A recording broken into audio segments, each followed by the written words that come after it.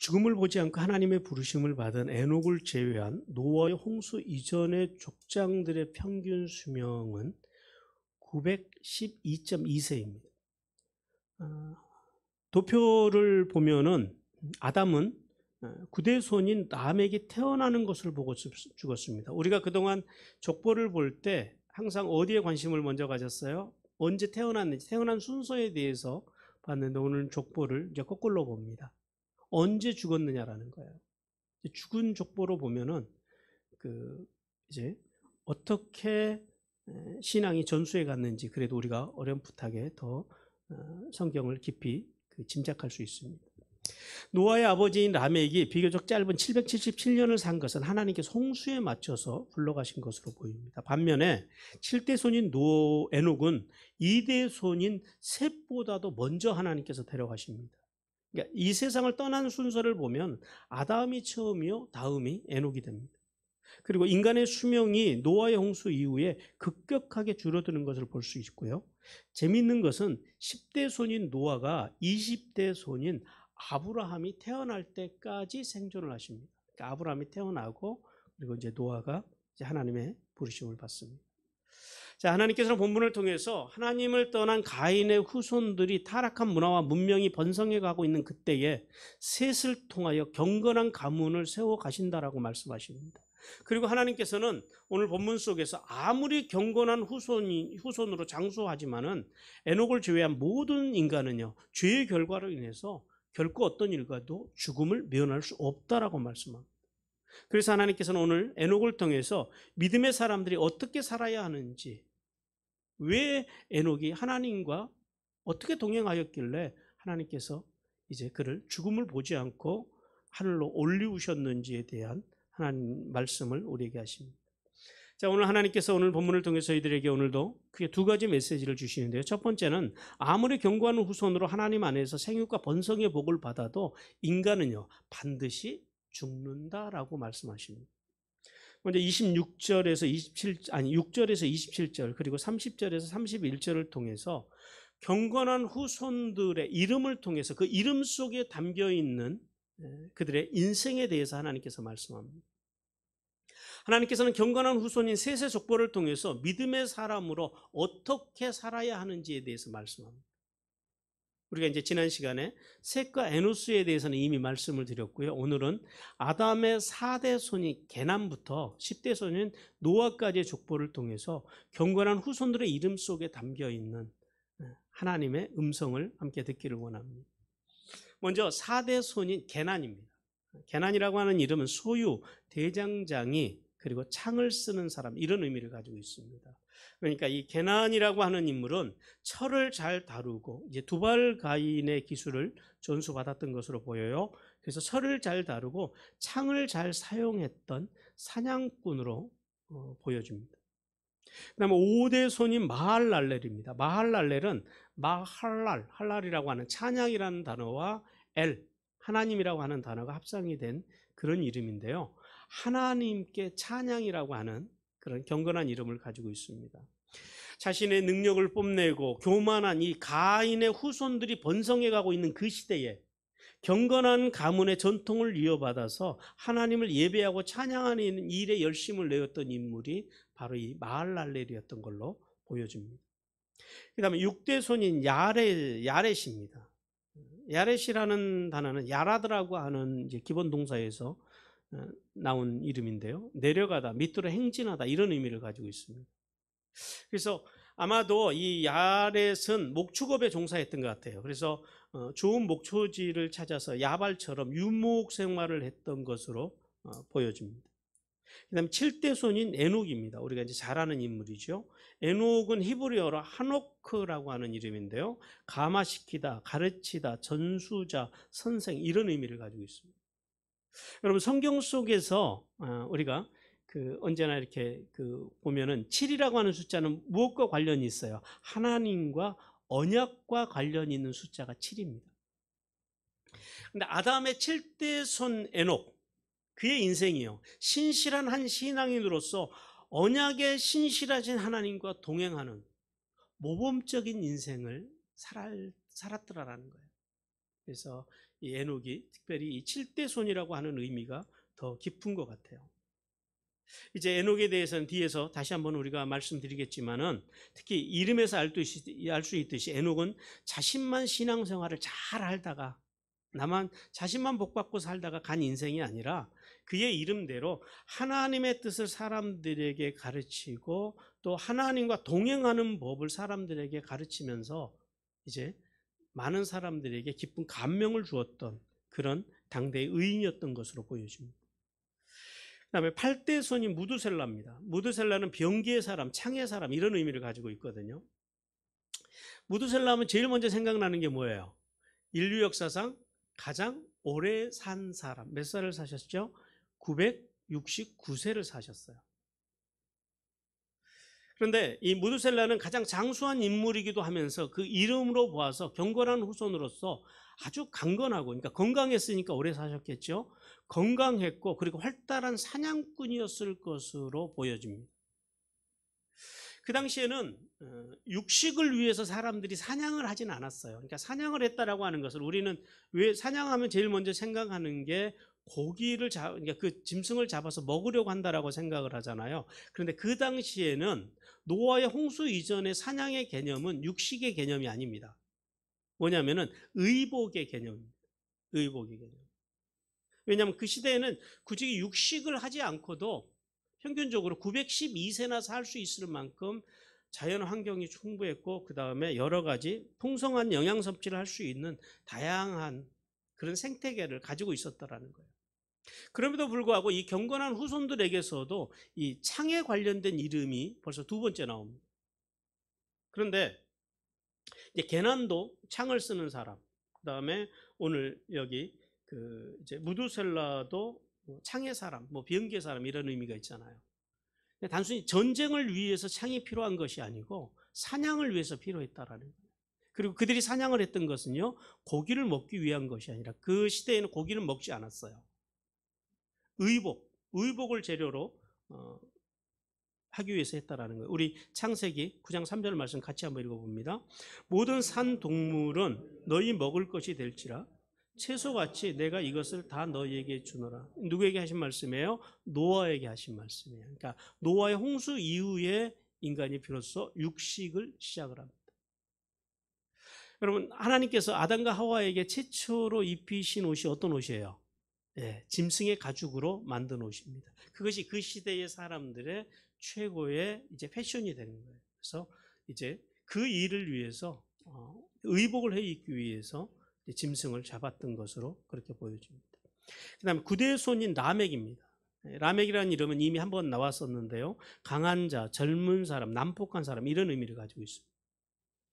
라멕은 가인의 6대 손의 이름입니다. 이 라멕이 우리가 지난 시간에 이미 하나님의 말씀을 들은 바와 같이 두 명의 아내를 취해서 가정이라고 하는 창조의 질서를 깨트린 최초의 인물입니다. 그리고 이제 폭력적이고 불명예스러운 이름인데 이제 이 9대 손인 이제 그 무드셀라의 아들이 라멕입니다. 그래서 우리가 자칫 잘못 생각하면은 라멕도 그 가인의 후손 라멕처럼 난폭하고 그 다음에 교만한 사람을 오해할 수 있습니다. 그런데 이제 경건한 사람, 이 경건한 셋의 후손인 라멕은 달랐다라는 거예요. 그걸 어떻게 알 수 있냐면 그의 아들을 보면 알 수 있습니다. 우리가 자녀를 보면 아버지를 알 수 있잖아요. 그 자녀가 누구예요? 우리가 잘 아는 노아입니다. 그래서 이 세상에 안식을 줄 노아로 인해서 가인의 후손 라멕과는 다른 강함과 명예로움을 가진 그런 라멕이었던 것으로 보여집니다.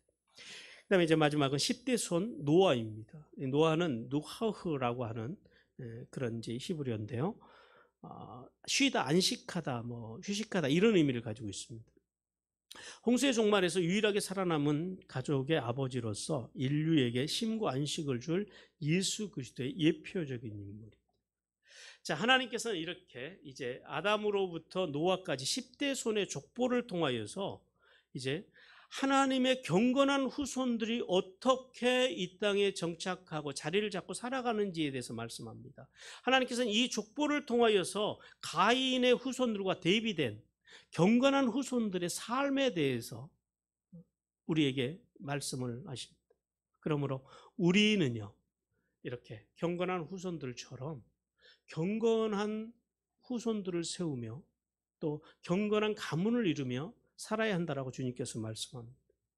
자, 우리가 이제 두 번째는 이제 이 족보를 통하여서 주시는 하나님의 교훈에 대해서 우리가 듣기를 원합니다. 하나님께서 셋의 족보를 통해서 저희들에게 세 가지 교훈을 주십니다. 첫 번째 교훈은 아무리 세상에 죄악이 넘쳐나도 하나님이 택하신 경건한 자손을 통한 구원의 역사는 흔들림 없이 번성해 간다라는 사실을 우리에게 알게 하십니다. 우리 요엘 2장 32절을 같이 읽습니다. 누구든지 여호와의 이름을 부르는 자는 구원을 얻으리니 이는 나 여호와의 말대로 시온산과 예루살렘에서 피할 자가 있을 것이며 남은 자 중에 나 여호와의 이름을 부름을 받을 자가 있을 것임이니라. 경건한 가인의 후손을 중심으로 해서 하나님을 떠난 문화가 세상 속에서 넘쳐나고 있는 그때에, 그러니까 그때나 오늘이나 큰 차이가 없어요. 오늘날도 이제 하나님을 떠난 문화들이 세상의 주류로 이 세상을 지금 이끌어가고 있잖아요. 그 시대에도 똑같았다라는 거예요. 그 시대에 이렇듯 경건한 후손들이 세상 속에서 면면이 번성해가고 있다라는 거예요. 오늘날도 마찬가지. 세상의 문화가 고도로 발달하고 또 교회 안에서는요, 여러 가지 부정적인 문제들로 인해서 또 코로나와 같은 이런 그 질병의 창궐로 인해서 수많은 사람들이 지금 교회를 떠나갑니다. 특별히 젊은 사람들이 교회를 떠나가고 있어요.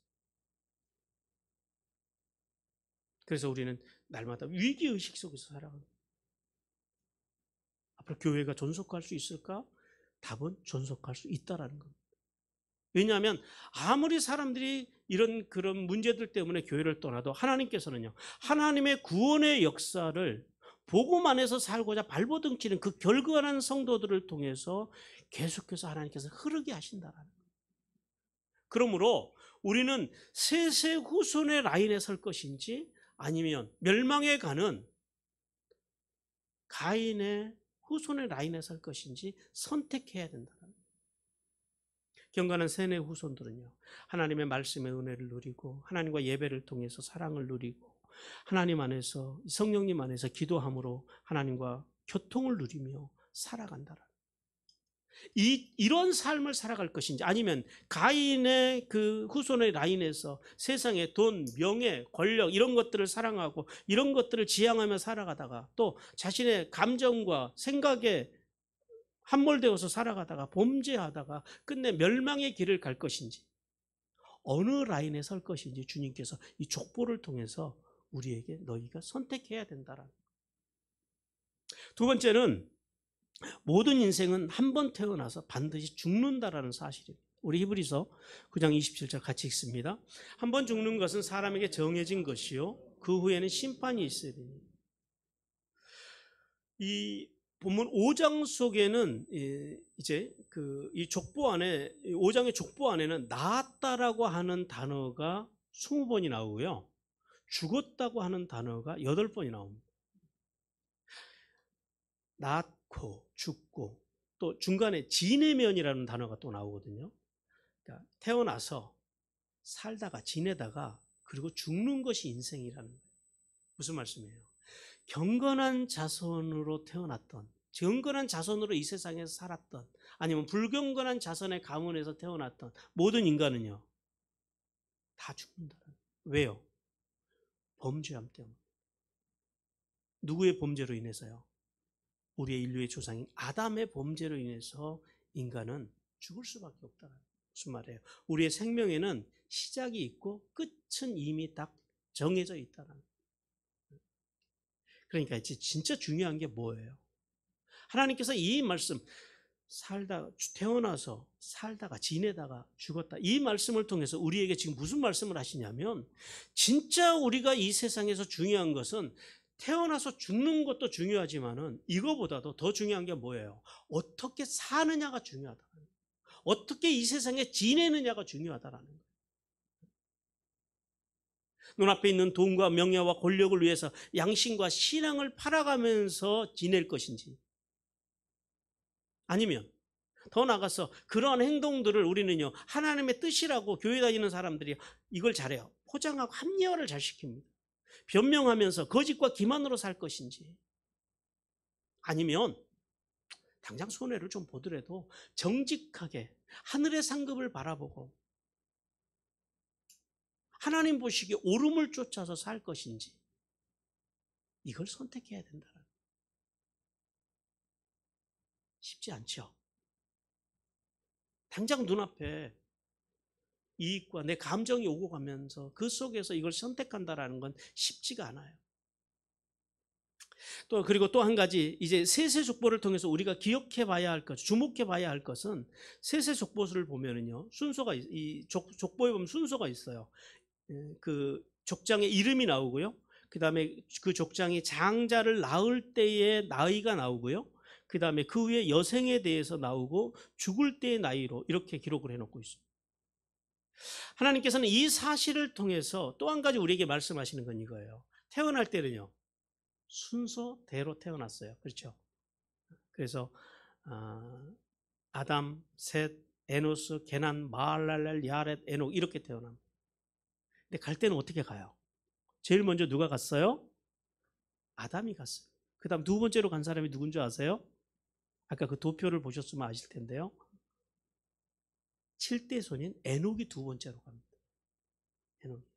그러니까 에녹이 가기 전에 그때까지 셋 그 할아버지가, 이대조 할아버지가 생존에 계셨다라는. 무슨 말이에요? 올 때는 순서대로 왔지만 갈 때는요, 순서 없이 가는 것이 인생이더라. 그러므로 우리가 나는 아직도 젊으니까 살 날이 많이 남았어 라고 자신할 수 없다라는 거예요. 그리고 또 한 가지는요, 우리가 오늘 여기 살아있으니까 내일도, 우리가 다음 주에도 또 여기서 우리가 만나서 함께 예배할 것, 살아있을 것이라고 누구도 자신할 수 없는 것이 인생임을 이 족보를 통해서 주님께서 우리에게 지금 보여주고 계시다라는. 그래서 하나님의 사람들이 이제 어떻게 살아야 될까요? 그럼 우리는 어떻게 사는 것이 잘 사는 걸까요?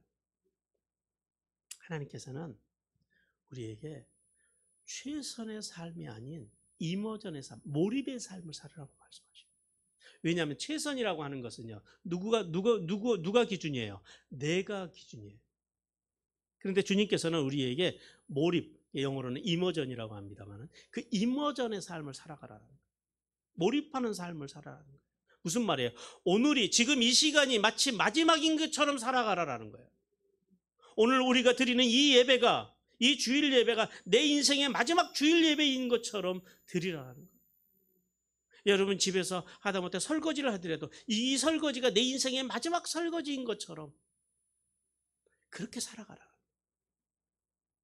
세상을 깨운, 그러니까 세상의 그 소위 말해서 성공한, 큰 성공을 이룬 그 거인들을 보면요, 그들의 삶이 바로 이 이머전의 삶, 몰입하는 삶, 순간순간이 내 인생의 마지막인 것처럼 그렇게 사는 사람들이 결국 이 땅 위에서 성공적이고 그리고 복된 인생을 살아가더라는 거예요. 그래서 주님께서 오늘 이 족보를 통해서 우리에게 말씀하시는 거예요. 이머전의 삶을 통해서, 몰입하는 삶을 통해서 후회 없는 인생을 살아가라라고 말씀하십니다. 세 번째는요, 경건한 가문에서 태어났을지라도 모두가 순종의 길을 가는 것은 아니더라는 사실을 오늘 우리에게 교훈하십니다. 아담에서부터 이제 9대 손인 이 야렛까지 믿음의 조상들의 평균 수명이 912.2세입니다. 근데 이 어르신들이 자녀를 한 명만 낳지는 않으셨을 거 아니에요. 오늘 성경 말씀을 보니까 그래요. 지내며 800년을 지내며 600년을 지내며 자녀들을 낳았다. 아들들과 딸들을 낳았다라는. 그런데 수많은 경건의 후손들을 낳았는데 문제는요, 나중에 홍수 때 누구만 구원을 받던가요? 노아와 그의 가족만 구원을 받았다라는 거예요. 우리가 이것을 한번 생각해 봐야 된다는 거예요. 우리 여호수아 24장 15절 같이 읽습니다. 만일 여호와를 섬기는 것이 너희에게 좋지 않게 보이거든 너희 조상들이 강 저쪽에서 섬기던 신들이든지 또는 너희가 거주하는 땅에 있는 아모리 족속의 신들이든지 너희가 섬길 자를 오늘 택하라. 오직 나와 내 집은 여호와를 섬기겠노라 하니.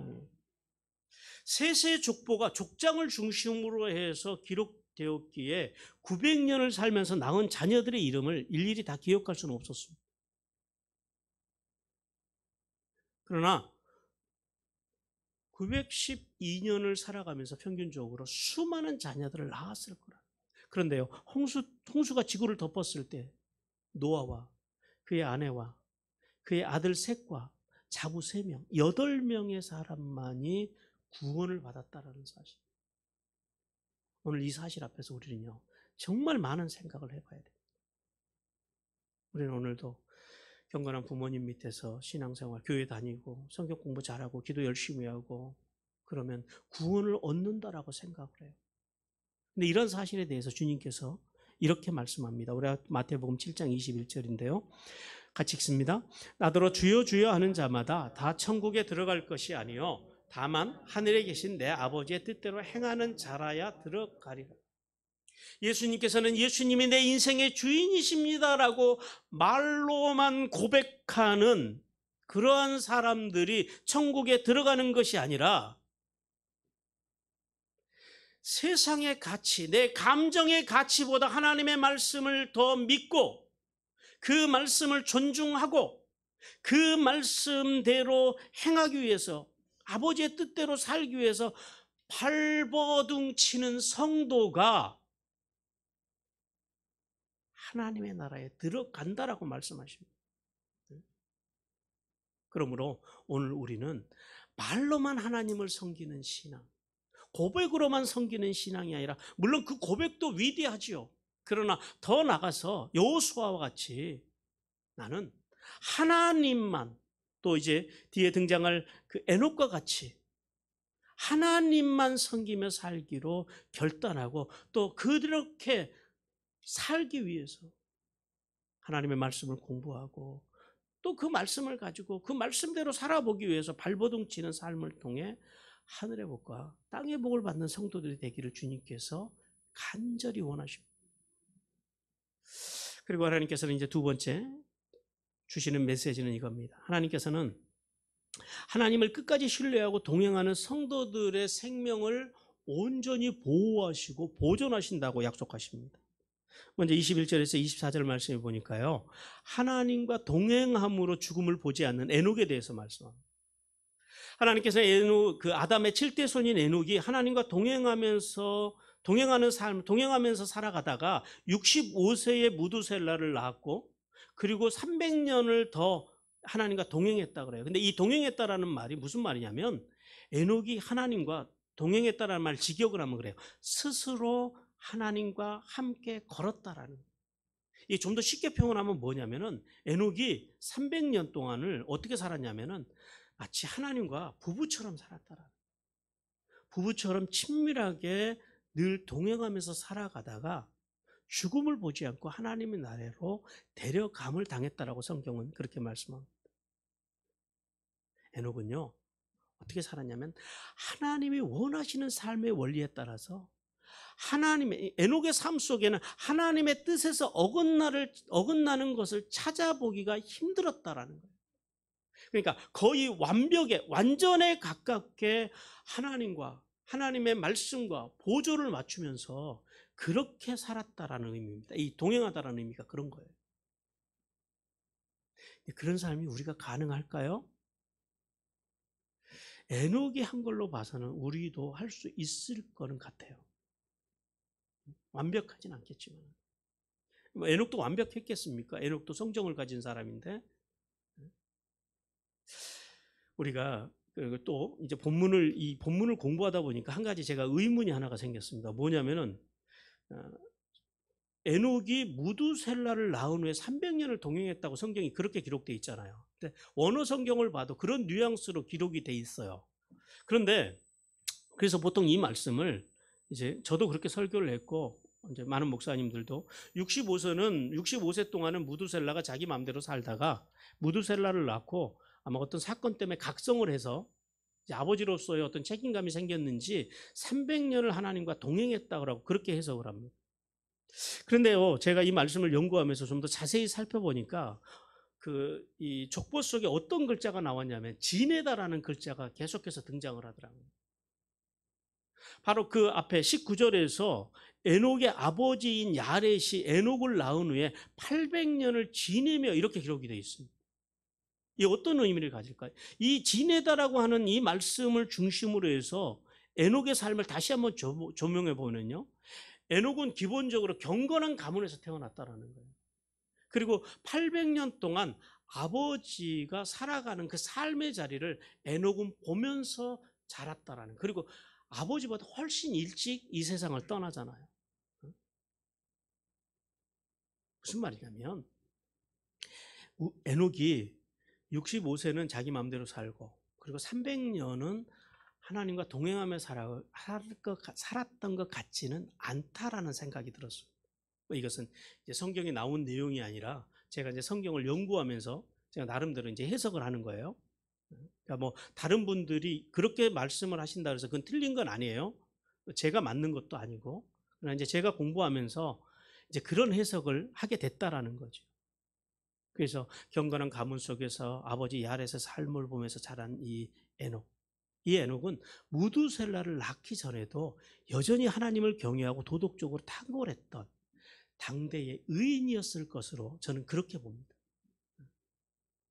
그러면 좀 더 구체적으로요, 이제 도대체 에녹이 어떻게 하나님과 동행했길래 죽음을 통하지 않고 하나님의 데려가심을 받았느냐라는, 우리 미가서 6장 8절 말씀 같이 읽어봅니다. 시작. 사람아,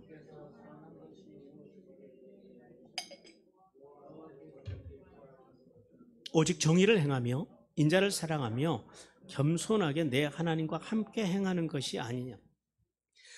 우리가 신구약 성경을 통해서 통틀어서 볼 때 하나님께서 기뻐하시고 하나님께서 원하시는 삶이 무엇일까?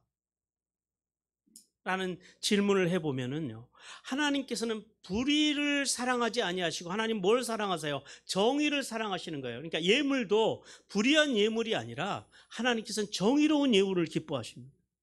그리고 우리의 신앙의 모습이 형식적이고 종교적인 어떤 신앙, 그런 신앙의 모습이 아니라 어떤 신앙이요? 우리의 신앙이 우리의 삶의 자리에서 매일 성숙과 성장을 통해서, 변화를 통해서 날마다 자라가는 인격 신앙을 하나님께서 기뻐하신다라는 거예요. 그러면 오늘 이 미가서를 중심으로 해서요, 인격 신앙이 삶의 자리에서 어떻게 드러나야 하는지에 대해서 하나님의 음성을 듣겠습니다. 첫째는 정의를 행하는 삶입니다. 우리 성경에서는 정의라고 해석을 해놨는데 사실 해석이 조금 좀 정확하진 않아요. 이 정의라고 하는 말이 이제 그 미슈파트인데, 히브리어로 이게 재판하다, 판단하다, 이제 샤파트라고 하는 단어에서 온 거거든요. 그러니까 크게 우리가 이제 하나님의 속성을 이야기할 때 두 가지를 이야기해요. 헤세드, 사랑과 그 다음에 미슈파트, 하나님의 판단, 심판, 이 두 가지. 그러니까 헤세드와 이제 미슈파트가 하나님의 기본적인 성품의 가장 기본 중에 이 기본입니다.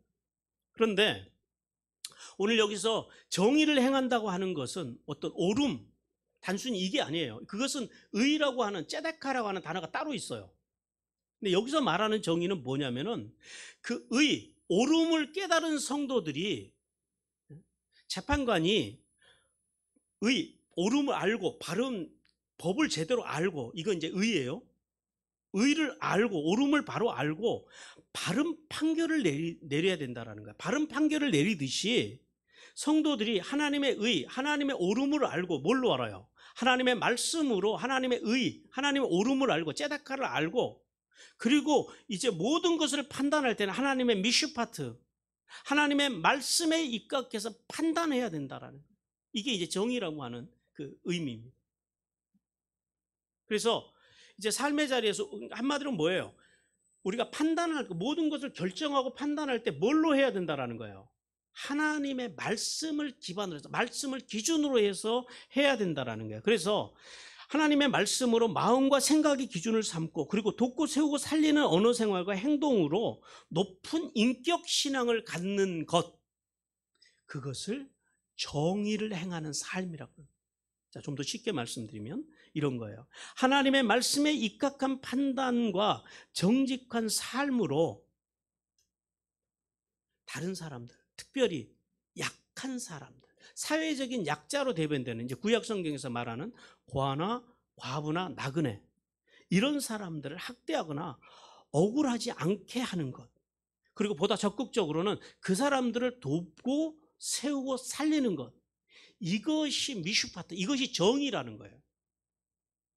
그냥 나 혼자서 옳은 것이 아니라 하나님의 의, 하나님의 말씀에 입각해서 그 판단을 가지고 세상을 판단하고, 옳고 그름을 판단하고, 그리고 그 판단을 가지고 사람들을 아프게 하지 않는 것, 돕고 세우고 살리는 삶을 사는 것, 이것이 바로 하나님께서 말씀하시는 정의입니다.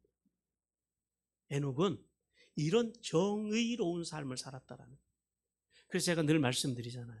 옳아서 옳은 것이 아니에요. 옳은 것은 의예요. 그러나 그 옳음을 가지고 바른 판단, 바른 재판을 하면서 살아야 된다는 거예요. 그게 정의예요. 뭐가 옳은 거예요? 돕고 세우고 살리는 것, 이것이 옳은 거예요. 그러니까 내 옳음이 목구멍까지 차올라도 그것이 누군가를 돕는 것이 아니고 세우는 것이 아니고 살리는 것이 아니면 어떻게 해야 돼요? 꿀꺽하고 삼켜야 돼요. 멈춰야 된다라는 거예요. 근데 우리는요, 옳음을 가지고, 제데카를 가지고 다 두들겨 부셔버려요. 다 깨버려요. 사람의 마음도 깨고, 가정도 깨고, 교회도 깨고, 사회도 깨고. 오늘날 사회를 보십시오. 근데 그것은 하나님의 정의가 아니다라는 거예요. 진짜 정의는 뭐예요? 아무리 내가 옳아도 그것이 돕고 세우고 살리는 것이 아니면 스톱 하는 거예요. 그리고 모든 삶의 방향을 돕고 세우고 살리는 쪽으로 가는 것, 이것이 정의라는 거예요. 다음 두 번째는요, 인자, 즉 사랑을 나타내는 삶입니다. 사실 성경에서 이 인자라고 하는 단어는 어디에 쓰이냐면은, 하나님께서는 당신의 언약의 백성들에게 베푸시는 가장 근본적인 은혜가 바로 이 인자입니다. 헤세드입니다. 그러니까 헤세드와 미슈파트, 그러니까 인자와 하나님의 정의, 이것은 하나님의 속성의 가장 기본적인 성품이에요. 은혜를 받은 사람들이 의로워지고, 의로운 사람들은요, 이제 그때부터 하나님의 미슈파트, 하나님의 판단을 가지고 살아가야 돼요. 진리를 기반으로 해서.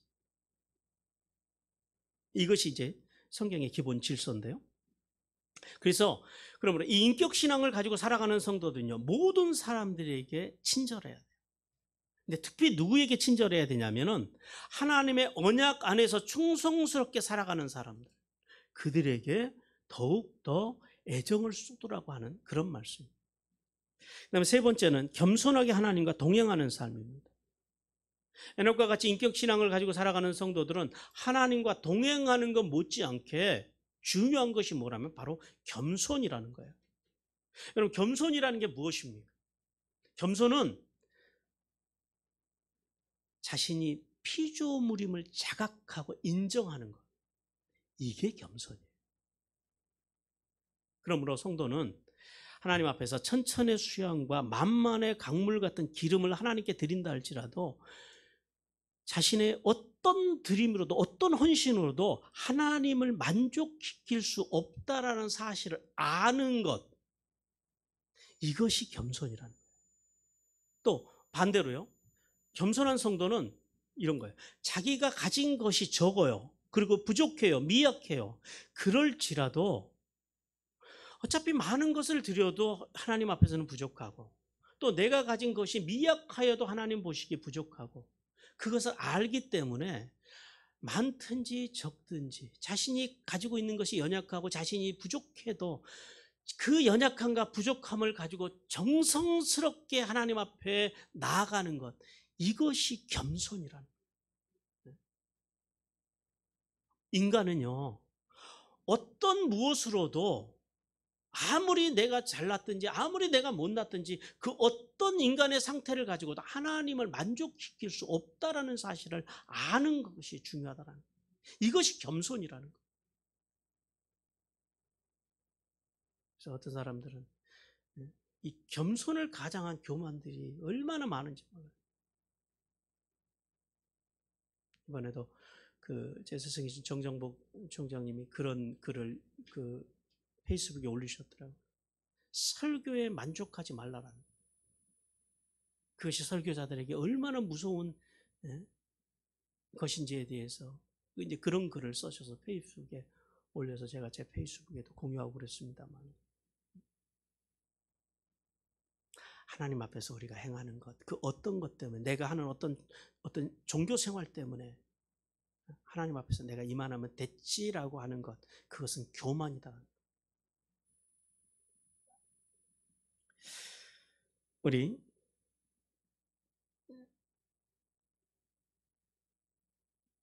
하나님께서는 이렇게 한마디로 겸손한 성도는 자신의 강함이나 약함에 집중하지 않고 구속하신 예수님만 바라보고 많든 적든지요, 정성을 다해 섬길 수 있는 그런 성도, 섬길 수 있음에 감사하는 성도를 겸손한 성도라고 말씀합니다.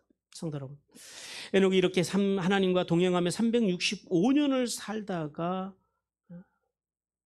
하나님 앞에서 죽음을 보지 않고 하나님 나라로 데려가심을 당했습니다. 에녹이 365년을 하나님과 동행하는 것처럼 우리의 한 해가 1년이 몇 날이에요? 365날이잖아요. 그 365년을 에녹처럼 하나님과 동행함으로 하늘의 복과 땅의 복을 받는 성도들이 되라고 주님께서 말씀하십니다. 이제 그리고 하나님께서는 이제 두 번째로 에녹의 삶을 통해서 저희에게 세 가지 교훈을 주십니다.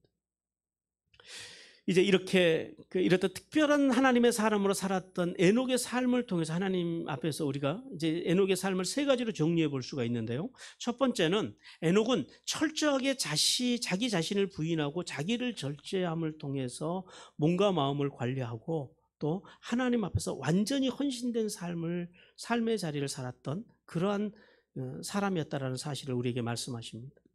에녹은 다른 사람들처럼 오늘 우리처럼 죄 속에서 태어나서 죄악 속에 살다가 죄악 중에서 갈 수밖에 없는 인간이었어요.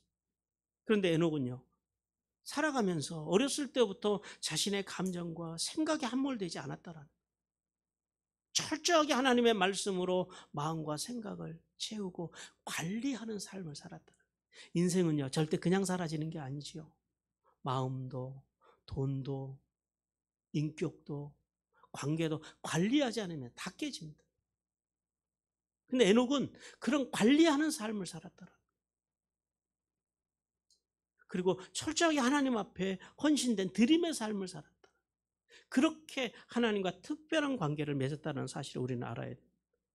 근데 이러한 에녹의 삶이요, 누가 시켜서 한 것도 아니고요, 또 하나님이 두려워서 한 것도 아니고요, 오늘 스스로라고 하는 단어 속에서 자원함으로, 감사함으로 하나님과 동행했다는 사실을 우리는 깨달아야 합니다. 그러므로 하나님께서는 우리가 에녹처럼 철저하게 내 마음, 몸, 인격 잘 관리해서 하나님 앞에 드리면서 이 땅에서 행복하게 살아가라고 주님께서 말씀하십니다. 두 번째, 에녹은요, 하나님과 동행하는 삶, 즉 하나님과 깊은 교제하는 삶을 살았던 성경에 나타난 첫 번째 인물이었다는 사실입니다. 노아의 홍수 때 경건의 후손 가운데서도 노아의 가족만 구원받은 사실로 보아서 수많은 셋의 후손들조차도 가인의 후손들이 만들어놓은 이 휘황찬란한 세속의 문화와 문명의 가치를 누리면서 죄악 속에서 살았던 것으로 보여집니다. 우리 창세기 6장 2절 같이 읽습니다. 하나님의 아들들이 사람의 딸들의 아름다움을 보고 자기들이 좋아하는 모든 여자를 아내로 삼으니. 이런 세상의 흐름 속에서도요, 에녹은요, 하나님과 마치 산책하듯이 그렇게 인격적으로 교제를 나누며 하나님을 기쁘시게 하는 삶을 살았다. 오늘 하나님께서 우리에게도요, 이렇게 세속의 문화들이, 휘황찬란한 문화들이 우리를 유혹하지만은 그런 세상의 문화에 흔들리지 아니하고 오직 하나님 앞에서 말씀과 예배와 기도를 중심으로 에녹과 같이 이렇게 하나님과 늘 산책하며 살아가는 그런 인생을 통해서 하늘의 복과 땅의 복을 받으라고 주님께서 말씀하십니다. 세 번째, 에녹은 자기 혼자만 하나님과 동행하는 삶을 살지 않고 하나님과 교제하는 삶을 사람들에게 끊임없이 전달했고 가르쳤다라고 주님께서 말씀하십니다. 우리 이사야 40장 9절 말씀 같이 읽습니다. 아름다운 소식을 시온에 전하는 자여 너는 높은 산에 오르라. 아름다운 소식을 예루살렘에 전하는 자여 너는 힘써 소리를 높이라. 두려워하지 말고 소리를 높여 유다의 성읍에게 이르기를 너희의 하나님을 보라 하라. 에녹은 그의 이름에서 알 수 있듯이 이 홍수 이전에 살았던 사람들보다 비교적 상당히 짧은 인생을 살다 갔지만 그는 신실한 신앙인으로서 자녀인 무두셀라와 손자인 라멕을 중심으로 해서 많은 사람들에게 하나님의 말씀을 전했다라는, 그리고 그의 삶, 그의 인격 신앙을 통해서 사람들에게 이제 인격 신앙을 보여주고, 그리고 사람들에게 깊은 감동을 주는 그런 인생을 살았던 당대의 의인이었다는 사실을 우리는 알아야 합니다.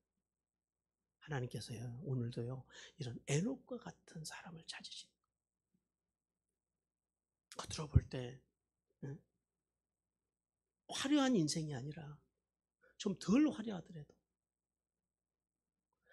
말 한마디, 행동 하나, 그의 삶을 통해서 다른 사람들에게 이제 감동을 줄 수 있는 인생, 그리고 이렇게 우리가 부지런히 하나님의 말씀을 공부해서 그 말씀을 에녹처럼 전달해 줄 수 있는 인생.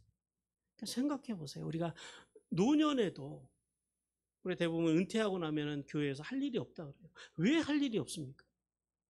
하나님의 말씀을 공부해서 그 말씀을 새로운 가족들이 들어오면 한 번씩 붙잡고 1대1로 전해드리고, 그게 에녹과 같은 삶이에요. 그리고 하나님과 동행하는 멋진 신앙인의 인생을 살아가면서 따라오는 수많은 신앙의 후배들에게 좋은 신앙의 모습을 보여주는 것. 그것이 에녹의 인생이었다라는 거예요.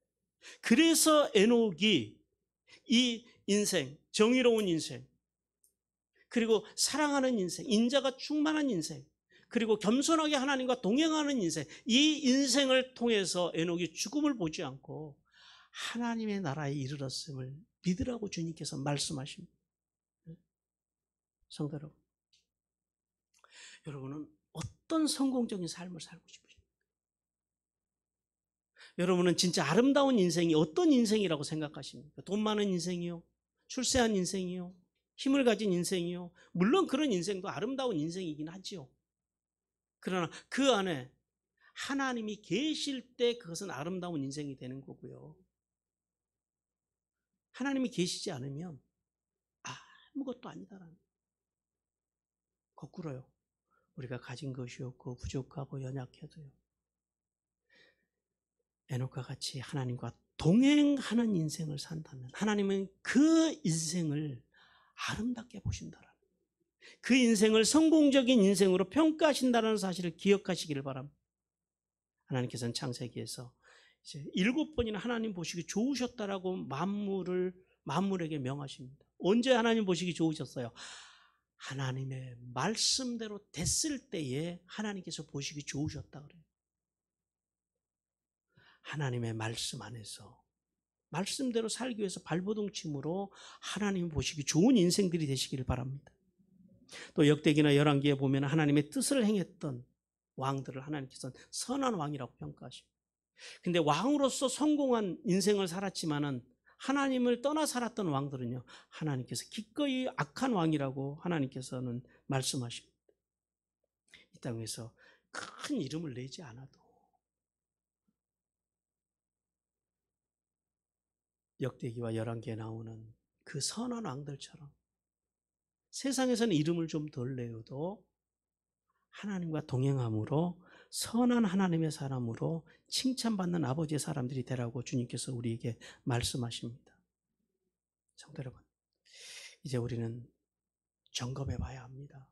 오늘 나는 경건한 후손으로 자라가고 있는가? 그리고 또 점검해 봐야 할 것이 뭐냐면 오늘 나는 경건한 후손을 세우며 살아가고 있는가를 점검해야 합니다.